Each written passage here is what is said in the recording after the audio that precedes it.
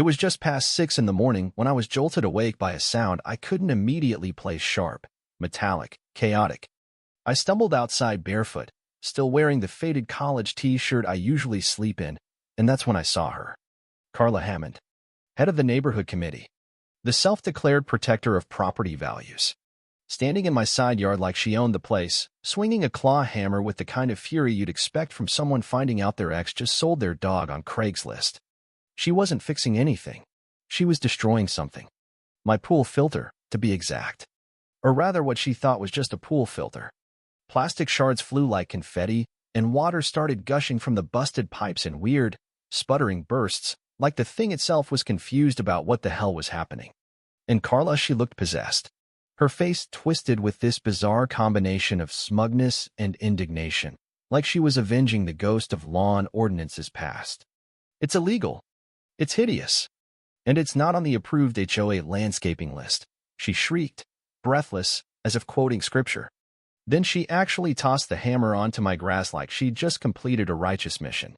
And I swear to you, she had the nerve to dust off her hands and say, "Next time, maybe don't think you're above the rules, mister." Tech wizard. I didn't say anything. Not at first, because my brain was still processing what my eyes were seeing. But one thought kept looping in my head. She really has no idea what she just did.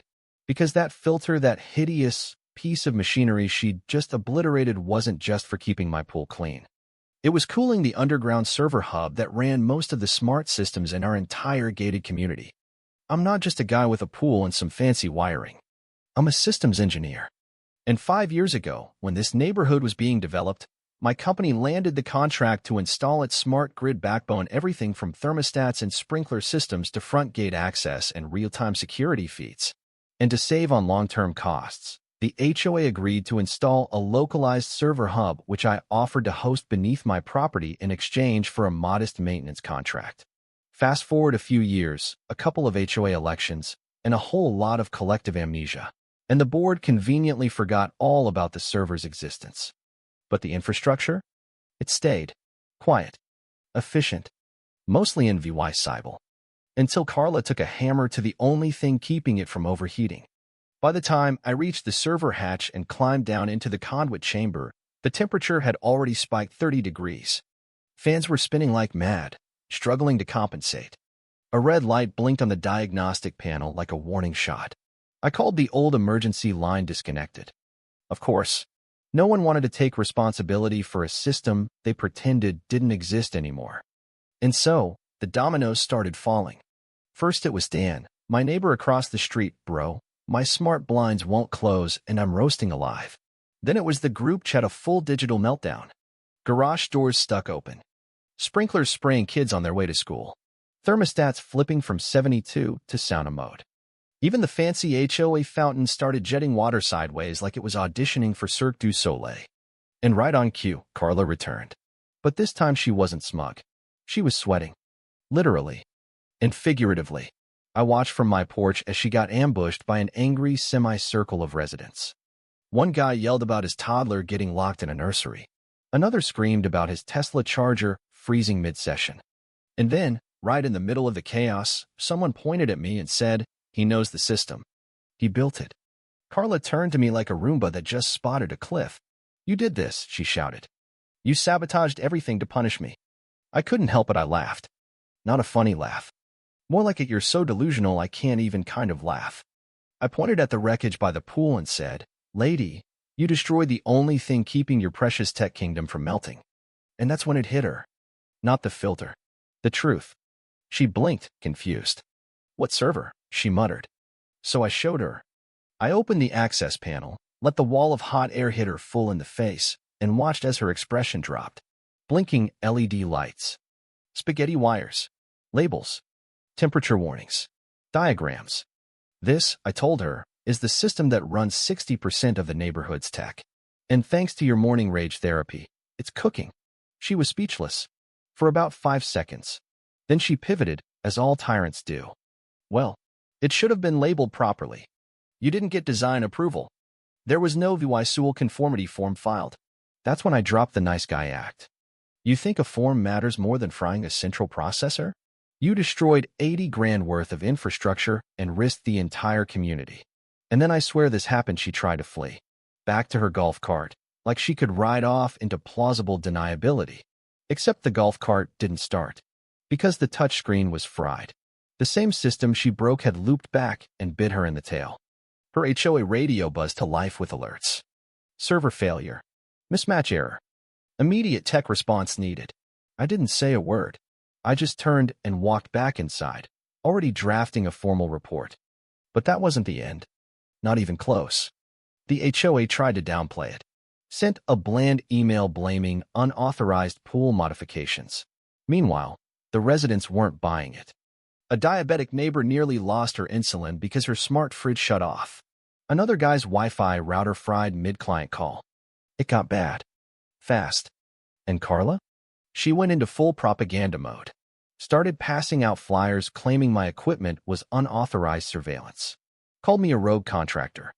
Even photoshopped a picture of my filter with red arrows and an espionage device in Comic Sans. But she wasn't just delusional, she was dangerous. Because next thing I know, she's installing hidden cameras around my property. Real ones.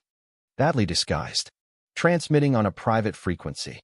With her name literally labeled on the back. So I did what any rational engineer would do, I hacked them. Redirected the feeds into a private server. Created a stream. Invited a few old tech buddies. We called it the Carla channel. What we saw was both hilarious and terrifying. Her crouching behind bushes. Whispering into walkie-talkies. Directing fake repairmen to my house with laughably fake paperwork.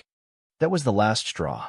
I compiled everything videos, logs, audio, timestamps, and posted it to the neighborhood forum with the headline, "How our HOA president nearly fried the community and blamed the pool guy." It blew up. Residents lost their minds. Even people who thought the outages were just bad luck now realized Carla was behind it. But it didn't stop there. A cybersecurity friend called me and said, "You might want to escalate this. There's a federal infrastructure angle here." Turns out, because the system was tied to emergency alerts and utilities, Carla's actions could fall under federal tampering laws. I made a call. Within 48 hours, 2 federal agents were at my door. They weren't there to arrest anyone, just collect evidence. And soon after, Carla vanished. No patrols. No newsletters. Just gone. But the neighborhood was done staying quiet.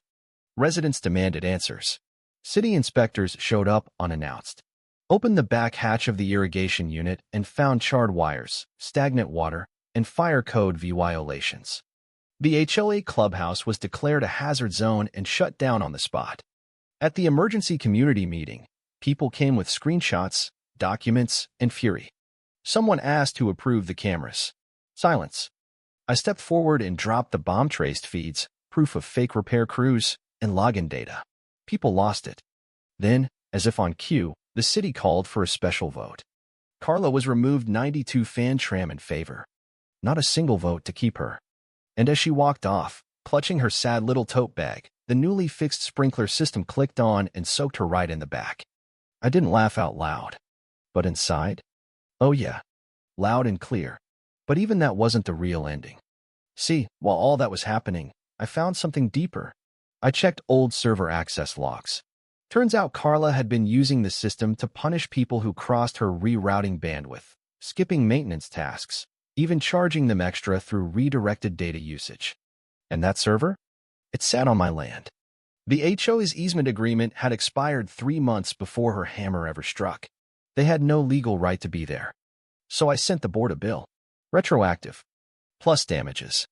And I handed them a new contract, one that named me as the official systems consultant with veto power over tech-related decisions. They signed it. The city audit confirmed everything. Misused funds. Faked receipts. Personal purchases billed to the HOA. Carla was charged with fraud and surveillance fee violations. Her defense? I was trying to protect the community. The judge didn't even blink. The neighborhood changed after that. Rules got rewritten. Surveillance was banned. Transparency became law. They called it the Carla Clause. And me? I stayed. I rebuilt the system. Made it stronger. Safer. Unbreakable. I painted the new filter bright pink, Carla's most hated color, and added a sign. Karen-proof system. Please do not hammer. Sometimes, I still sit by the pool and listen to that low hum of the pump kicking in. It sounds like peace. It sounds like VY Tori. And maybe, just maybe, it sounds like a lesson. Because if Carla taught us anything, it's that a title doesn't make you right. And a hammer doesn't make you powerful. Now let me ask you, if someone like that was running your neighborhood, what would you have done? Drop your thoughts in the comments, because this one's worth talking about.